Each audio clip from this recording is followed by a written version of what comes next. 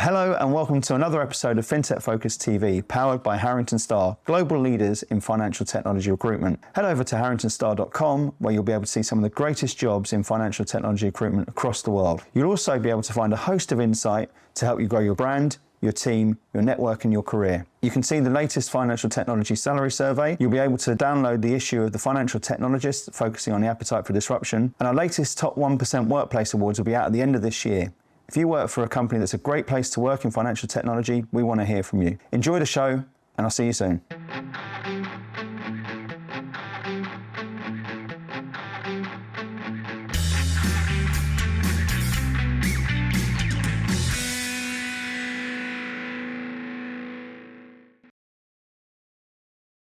Hello and welcome to another episode of FinTech Focus TV with me, Toby. Here in the studio today with Rob Lincolne from Paydock. Rob, how are you? Very well, thanks for having me. Listen, great to have you on. We've had a great chat beforehand. Really enjoying sort of exploring loads of things. We've been sidetracked, I know, for ages before we've actually even kicked off this conversation. So I know it's going to be one here that's going to have loads of value. I know it's going to be one where we're going to end up trying to cram in 3 hours worth of content into half an hour, but we'll try and do our best to keep it as professional as possible all the way through it. But loved hearing a little bit about the story. Going to really enjoy hearing a little bit more, but before we get into all of the exciting stuff we're going to be talking about and the story and what you've been doing, and congratulations, I know there's been a raise recently which in this climate has been phenomenal, but I really want to dig into all of that, find out about the area which you're in, which I think is fascinating as well at the moment. There's loads and loads to get into. Before we do all of that, tell us a little bit about yourself and Paydock. Yeah, thanks Toby. I'm Rob, founder at Paydock. We founded Paydock in 2015. I'm not a payments guy. I'm not from the payments industry. What I am is a problem solver who worked in the trenches with a lot of merchants for many years. And seems a lot of that in that space as well, doesn't it? Yeah. Yeah. Well, I think back to the founding days of Stripe. John and Pat. They weren't out of the industry. They just saw a problem and wanted to solve it. Yeah. And I think for Paydock, we started arguably well before our time. Payments orchestration was not a term. And this is when you started? 2015. 2015. So I'm from Tasmania in Australia. Founded the business in Sydney in 2015. We saw a clear global market paradigm shift in payments emerging that was going to gather pace.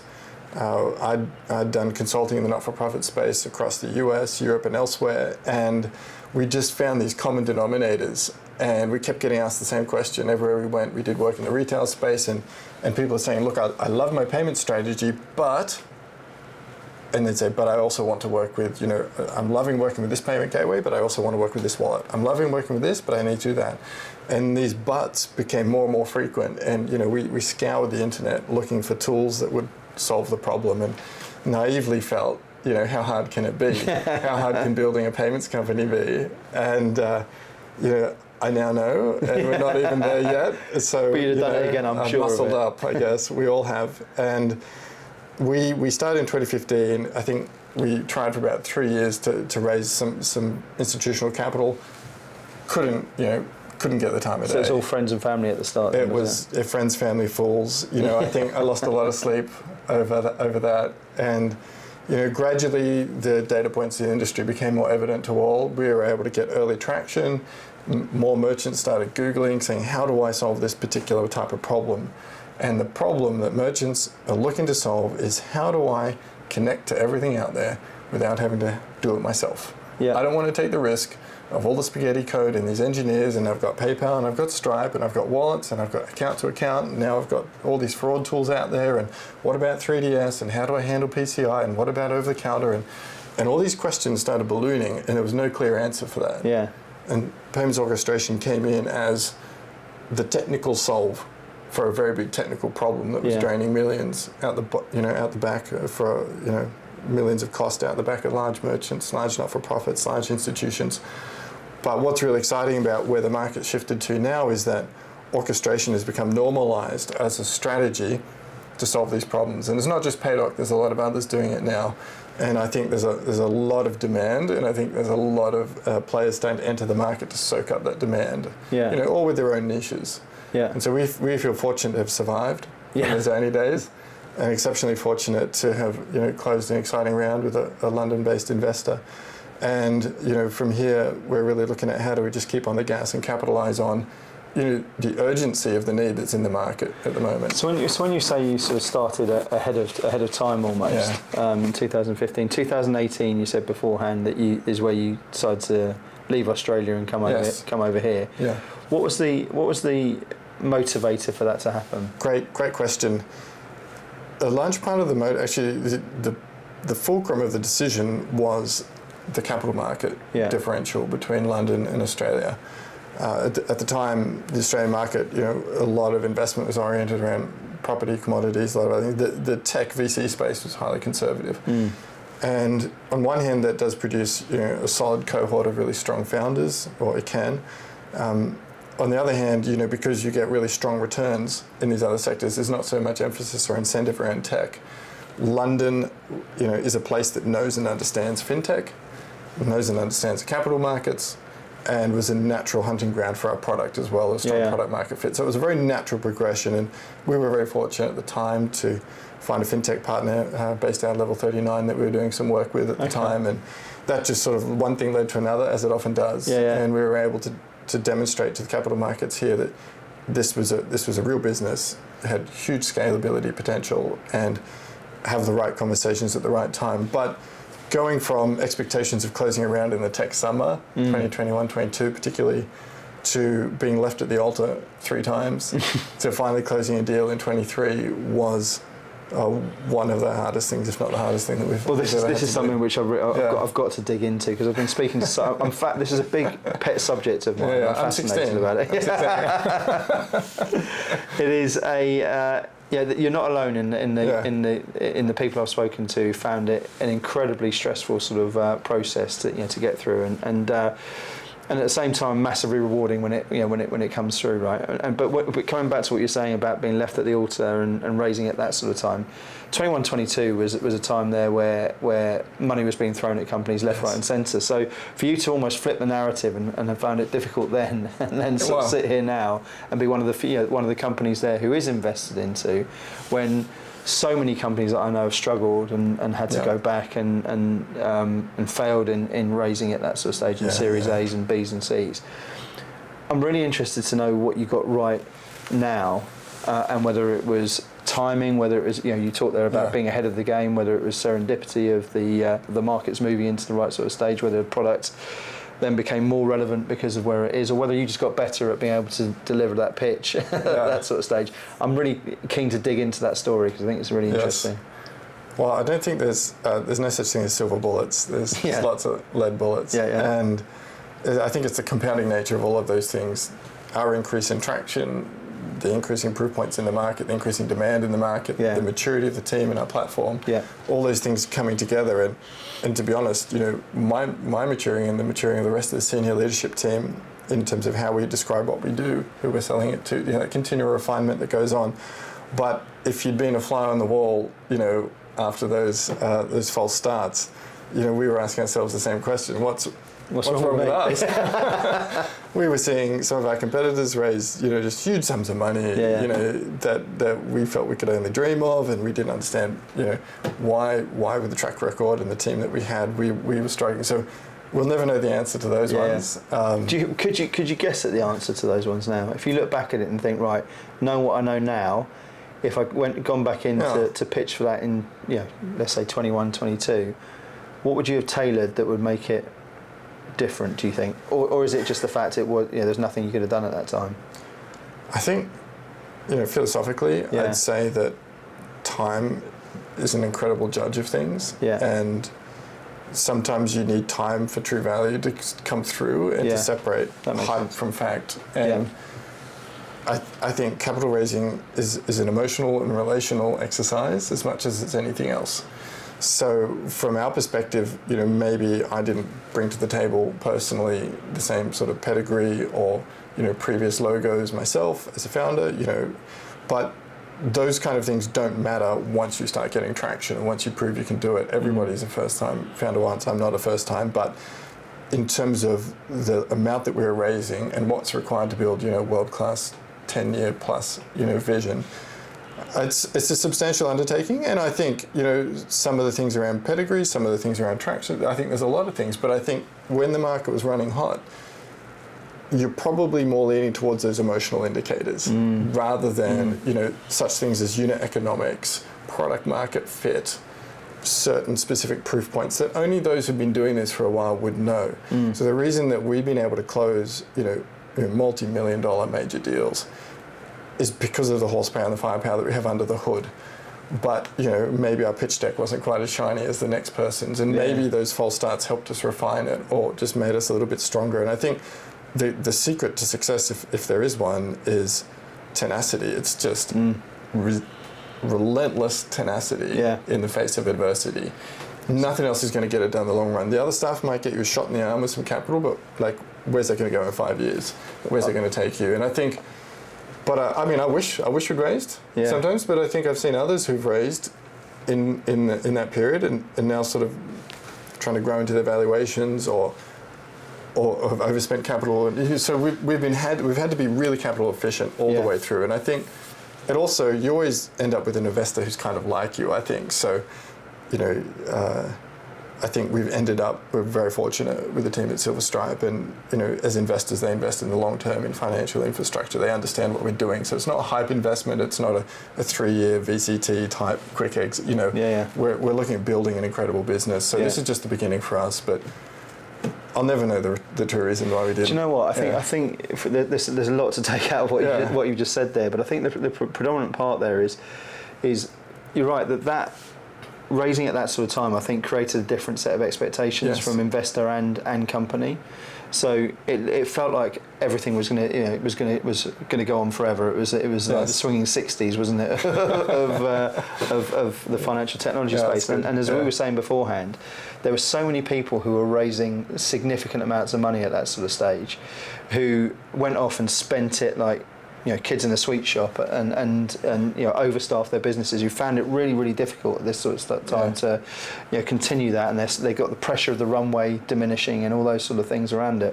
Actually, from what you just said there, the best thing probably to happen to the business was to have those knockbacks, to then be investing at a time there where, as you said, it's real, right? Yeah. So you're dealing with and this is another thing I've noticed, that without question, the significance of having the investment company and you guys on the same page is so critical. There's so many companies that have bad investments into their business, and usually it's because of misalignment of expectation between founder and investor. I think so much of what you just said there was about pragmatism. We were talking before we came on air about the pragmatic area of growing and building in that sort of space. And I think it's a really good time for companies to get business or to get investment right now, because number one, it means is, for want of a better expression, your shit, because it's not, people aren't investing without into things that don't see as really good bets at the moment. That's just not happening. Yeah. And number two is, it probably comes with a plan to say, right, we need to be that much more thorough about what we're doing with that money and where it goes and how we can build it out. So I think it's really, really encouraging that you went through, and I know it won't feel like that, having gone through something that I know is incredibly stressful over that sort of period. But I think it probably will be for the greater good of of your business, without question, over that sort of period. Look, I'd agree. It's given us a lot more focus. It's done wonders for our culture. Having to fight to survive together. Fighting to survive in the tech summer sounded like, again, we were scratching our heads, but coming out of it, knowing how to be capital efficient, being highly focused, knowing our numbers, it sets us up well for the Series B and C, and wherever the future takes us. Yeah. But we're relieved. I'm very relieved. And you got B and C on the horizon already? No. Give you a break first, yeah? Look, I think we've got our heads down for a good solid 6 to 9 months now, and we'll start planting seeds in the right places. But I think the other side of what I'm hearing from people who've gone through that raise, Series A, be it Series A, B, or C, is the difficulty is having been so intrinsically important to the operation of the business during that sort of those sort of phases. Doing that isn't. It's time. It takes a lot of time, takes a lot of energy, and taking you away from the day job and moving you into all of that sort of thing. It comes back to the importance of team around you and having the right people in the right seats. And I guess that's an important part of what you've been able to do over that time as well. Because if you're saying, look, you're pushing for one way, you're looking to get that piece to take. The founder CEO, the person who's driving the business out of the front line of it, that's a difficult place to be sometimes, isn't it? It's traumatizing. When you say to 100 odd people, you and your families, let's all go jump off the cliff together. Yeah. That's terrifying. And the weight of that responsibility, and to do that, like not knowing 100% what the answer is going to be, except for that that committing is 90% of the job done. And sometimes I get asked, well, you've got to have your plan Bs and your Cs and your Ds. I'm definitely 100% or nothing kind of guy. And I think just committing and focusing gives you a competitive edge often that where others will be tempted to hedge their bets and then more likely to retreat to that. So in one sense, we had to remain very focused and absolutely committed to what we were trying to accomplish and to back ourselves to be able to deliver when it mattered. And that's formed a bit of a backbone of the company. And we've had so many people, as I look back across the history of Paydock, to your point, who've stepped in at the right time, pulled us out of the fire, believed in what we were trying to do, provided the right word at the right time, the right contract at the right time, the right intro at the right time, just to keep the lights on, to get through that next hurdle. And I think that's part of the satisfaction for us now, is to look back and say, well, we did commit, we supported each other, and look what we accomplished. And it does wonders for culture, but it's absolutely terrifying. Because you don't know for sure, but you do know that the only way out is through. And I love that principle in life. It's like, what is the way, I can't go around this challenge, commit, back each other and go through it. And it's amazing what you can accomplish when you do that. And some of the guys in the team have been with us for 8 years now, and various guys since before the company was founded even. And, the sense of pride and satisfaction they have in what we've accomplished, like that's just, the highs are the absolute highest and the lows are the absolute lowest. And in the middle, we've got this, gorilla of an opportunity. And the whole financial services market is sort of shifting in this direction now. And we're seeing, a lot of other competitors start to come up and raise seed rounds and try to catch that ocean of demand, which is, there is a paradigm shift happening in payments. Maybe we started 2-3 years too early, and constantly I have people say, oh well, that's a good thing, I think. The early bird gets the worm, but the second mouse gets the cheese. We heard all these sayings, and I lie awake in bed thinking about, well, did we miss a trick, and what about that? But I actually think, with the strong capital backing, the strong team that we have now, we've got some incredible people, from some of the big fintech brands that we all know and love, now on our team, carving out this niche in payments now. And then we've got all these merchants, and retailers and FIs who are looking at the orchestration problem, and they're going, well, we've got to find a way to connect our merchants to all the incredible fintech out there without taking a lot of risk and aligning ourselves with the merchant appetite in the market, the merchant need. And there's this underlying shifting of the waters, which is going from single vendor to multi-vendor payments, and merchants are wondering how to cross that bridge. And then they're looking at some of their competitor merchants saying, well, they've crossed that bridge, they've got a competitive advantage, they've got more money now flowing to core business or whatever. And so orchestration becomes a competitive advantage opportunity if it's capitalized on. And I think that excites our team. And that is a very different kind of thing to lie in bed being excited about than the existential crisis of, are we going to get funded? And look, I look at all my other founders. It's never a perfect storm, is it? No, and so many incredible businesses just didn't get what they needed when they need it. Nothing's guaranteed. No, I absolutely agree with that, and it's difficult and it's challenging, but and I think I love it when I see businesses like yours who've gone through that, who've weathered the storm and then come through with it with a real opportunity on the other side. And I want to go on to that gorilla of opportunity, because you mentioned it there in terms of I love the phraseology of it first and foremost, but I love the scale and I love the way that you're approaching it, because look, I'm a big believer in collaboration, and I think the fintech rhetoric for many years has been us and them, and fintechs against the big banks, etc., etc. And there's always been the new players against the old. There's always been that sort of people want to create the headlines of evolution, of revolution, where I think it's probably an evolution play, and I think there's a place for everyone within it. Yes. And I think I know that's something which you hold dear as well, right? Yeah, 100%. And we at the early days, just to give you an anecdote, early days, when we were raising capital or failing to raise capital, when we were busy failing to raise capital, we would have the VCs saying to us, well, are you a payment gateway? Are you an aggregator? Are you this? Are you that? What is your game plan? We don't really trust you. Are you here to like commoditize the internet? Well, what? We don't get you. You don't have an existing category. Therefore, you're suspicious and dangerous. And that's really difficult headwind to sail into. And so we had to say, well, actually, I remember just one really interesting anecdote. I remember speaking to somebody at a major FI, nameless FI, and they said, well, we know there's problems, but are the merchants actually leaving? Yeah. So there was an acknowledgement of there were some challenges there were cracks in the payments, payments world, in the underlying infrastructure of payments, there were cracks. And, but it didn't have a name. And if you've ever read Crossing the Chasm by Geoffrey Moore, an incredible book. But I haven't read it. I've heard amazing, everyone talks about it. Seminal piece, And there wasn't an industry around what we were doing, so we were absolutely pioneering.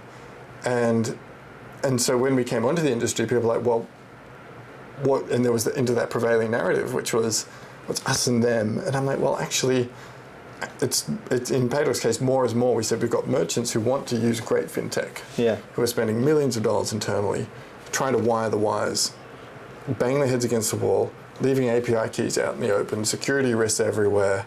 The consumer experience itself is degraded. The back office costs are ballooning with every new platform we want to try. And then what about something I want to do with fraud, or what about something I want to do with tokenization, or merchants, sophisticated merchants, which are having just a consistent, continual nightmare. And every time there was a new fintech, they were like, well, that's a great pitch. We'd love to be able to offer that to our customers. We've got to bring that back in-house. We have to deprioritize core business. We've got to wire this thing into our payment stack. That's going to cost us $500,000. Then we've got the ongoing cost of ownership, and then. So one way I always describe it, it's like the merchant hierarchy of needs. It's not about trying to push somebody out. It's actually trying to bring people in. And the first order need for a merchant when it comes to their payment stack is connectivity, resilience, redundancy, security, these things. But it's fundamentally get the pipes right. Once the pipes are in place, then you can value add the supply chain, then you can gain insights from the data. And if you can do that at scale, it's a significant competitive advantage. And that the market was really struggling because there was a lot of money flowing into your Stripes and your Agents and your big single vendors, and absolutely, huge brands, huge amounts of trust and momentum. And in 2015, we were nothing. We were just like a microscopic mosquito with a silly idea. But the market, it's always the market that punches you in the face, as they say. And I remember, I love how I built this podcast. And Tobias from Shopify was talking about, the equation in a B2B sales where, there's 3 parties and 2 heroes, and you're not the hero.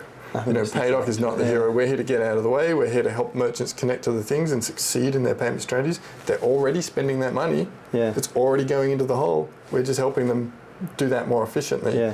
And with more security and more safety, and ultimately protecting the consumer, improving the payments experience, and engaging the merchant's appetite head on. And you look at any high street brand, anyone that you look at now, doesn't matter, travel, whatever, there's no single brand out there that's going to be using just one single. Like single vendor doesn't exist anymore. 100%. And boiling the ocean doesn't work.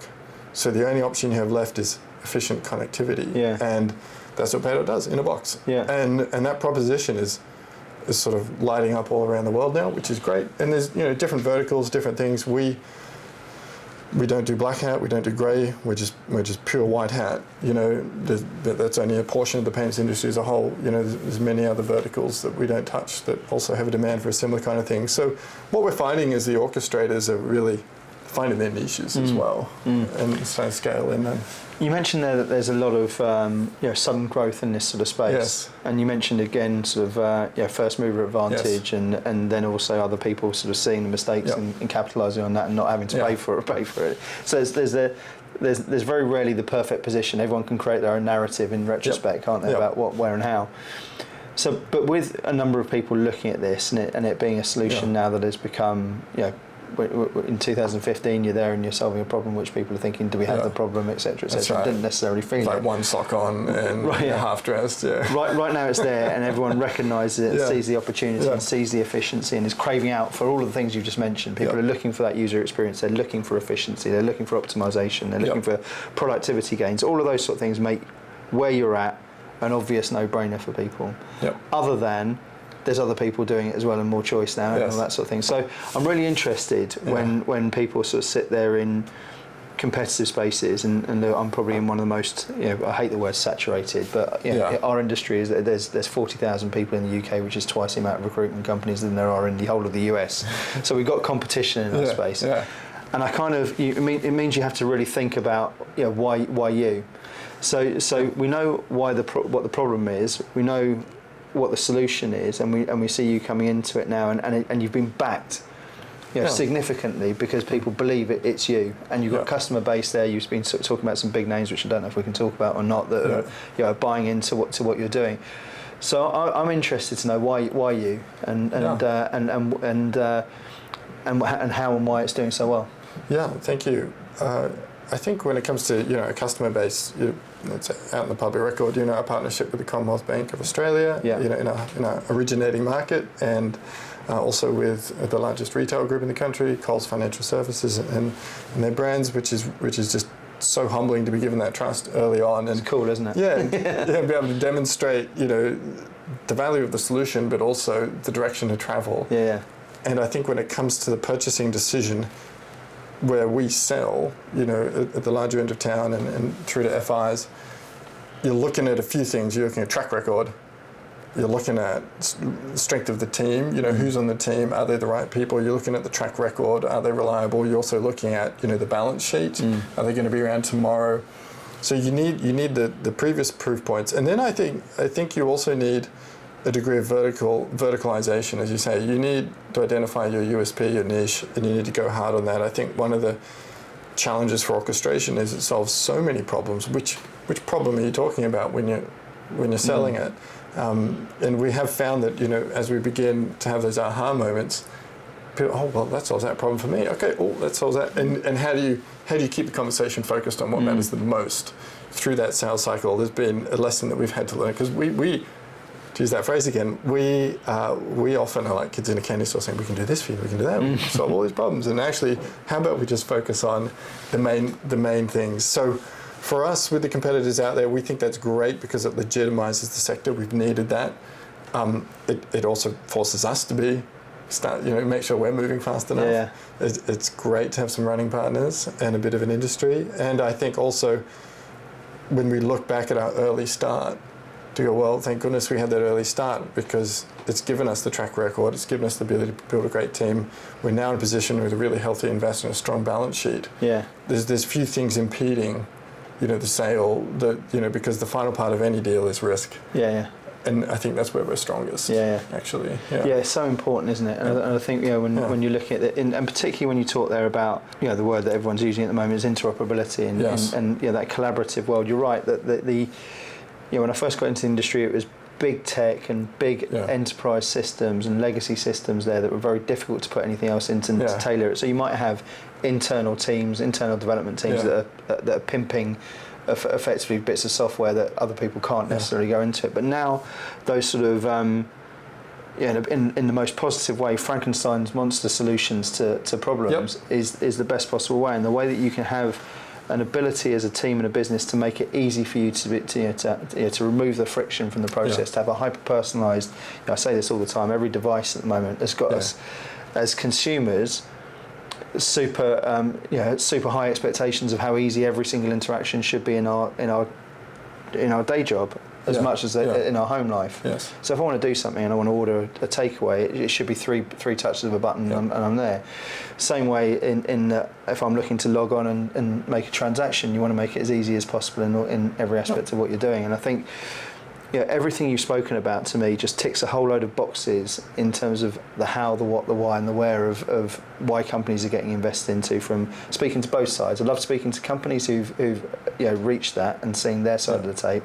But we've also done a fair few shows with investment companies, VCs, who are talking about what they're looking for within it, and you hit the nail on the head with everything. So it's really cool to see. Thank you. Yeah, it's a wonderful privilege to take, as you say, a Frankenstein monster and turn it into something elegant and exciting. You know, it's a massive problem, and then to deliver something beautiful on the other side is a privilege. Definitely. So speaking of that, let's talk a little bit about the future. You've had some exciting things happening in the business over the course of this year. Yep. This will be going out, into the final quarter of the year. So as we look forward to 2023. Which has been an interesting year for everyone involved. Yes. I think there's some interesting macroeconomics that point to a better 2024. I think everyone's probably knocking on wood and keeping their fingers crossed about that side of things. But a general sort of curve suggests that that's where we're heading. Talk to us a little bit about what you're seeing, what sort of innovation we can expect from a company there that's sort of been innovating all the way through these last few years, I'm imagining, and tell us what we can expect from Paydock. Well, look, I'd love to, despite the overall capital environment, I look at our 3-year roadmap and I'm like, well, I wish I had 100 million to spend. There's so much exciting work to be done in the payment space that we hear. There's a gorilla of opportunity, right? Yeah, that's right. So, look, if you're out there and you're interested, I've got a shopping list for you. But I think what's ahead for us is taking the early days post Series A is always to take how do you take a winning formula and scale it. Yeah. And that's our focus right now. So I was thinking this earlier on when you were talking about it, because you spoke a lot about culture, which I think is so important. Yeah. And on those fast scale, this is we were talking beforehand about 2022's fast scale, 21's fast scale investment tech businesses. Is they kind of lost that culture, they disconnected with their culture, which caused problems when the market turned slightly. Yep. I think this is a really interesting time for you as well with that, isn't it? To keep hold of that special sauce. Oh, 100% it is. When you've had a team that's walked through the fire with you in a little bit, they're going to be celebrating when you finally see the fruits for your labour, and I think motivated to double down. And for us, we'd love to work with a few more financial institutions over the next few years and continue our trajectory with merchants. We're seeing those two focus areas, financial institutions and larger retailers, as the ones who are suffering the most from this Frankenstein problem and gain the most benefit. So for us, taking our track record in these areas, be able to demonstrate some incredible traction, some incredible numbers, and say, look, would you like to manage down your merchant risk? Would you like to strengthen treasury, protect treasury? Do you want to provide a better consumer experience? Do you want to just lock down the security environment around your messy payments infrastructure?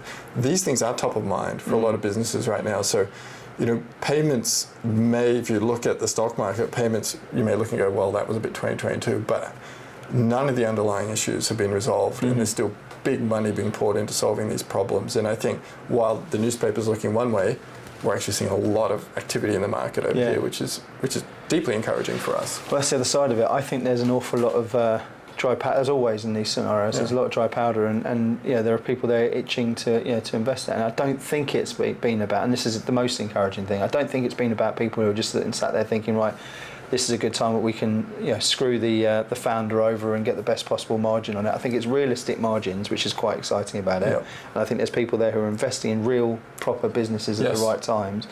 And I think that makes it a really interesting sort of opportunity, and particularly for businesses like yours, as I say, if when you've got that pragmatism and that reality based on a strong foundation that's gone through some shit, for want of a better expression, and are facing further forward, that's an exciting position to be in. Yeah, it's very privileged, very humbling, very privileged position. And there's people who want to build great global 10-year plus businesses out there.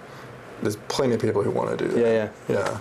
And a big 2024 and beyond ahead for you then. Oh yeah. I might circle back around in a year and you'll say, well, you thought 2023 was hard, but it's always up and to the right. I think you're going to be just fine. So look, for anyone who's looking there and has liked the sound of this and want to find out a little bit more and get in touch with you, what's the best way for them to do that? I'm on LinkedIn, Rob Lincolne on LinkedIn. You can find me. With an E. Lincoln with an E, that's right.